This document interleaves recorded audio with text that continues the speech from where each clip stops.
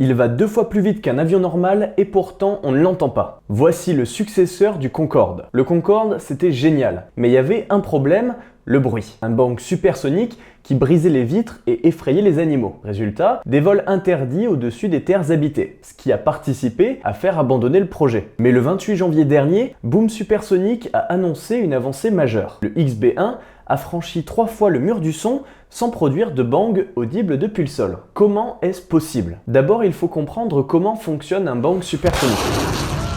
Imagine que tu es dans une piscine. Si tu bouges ta main lentement, l'eau s'écarte tranquillement. Mais si tu vas super vite, ça fait une énorme vague. Avec un avion, c'est pareil. En volant normalement, il envoie des petites ondes sonores. Mais à 1235 km/h, quand il dépasse la vitesse du son, ces ondes s'accumulent et boum, le bang supersonique. Ce bruit continue tant que l'avion vole plus vite que le son. Alors comment le XB1 a-t-il réussi à l'éviter? C'est grâce à un phénomène physique appelé coupure de Mach. En gros, à haute altitude, l'air est moins dense et le son voyage plus lentement. Du coup, si un avion passe le mur du son assez haut, l'onde de choc se disperse avant d'atteindre le sol. Autrement dit, la solution n'est pas de créer des avions qui font pas de bruit, mais des avions qui peuvent voler assez haut pour pas qu'on l'entende. Bon, ça existe déjà sur certains avions militaires, mais c'est une première pour un projet commercial. Boom veut lancer son avion l'Ouverture en 2029. Des vols 2 fois plus rapides qui pourraient relier Paris à New York en 3h30. Mais ces billets risquent de coûter une fortune. Alors, tu serais prêt à voler sur le successeur du Concorde ?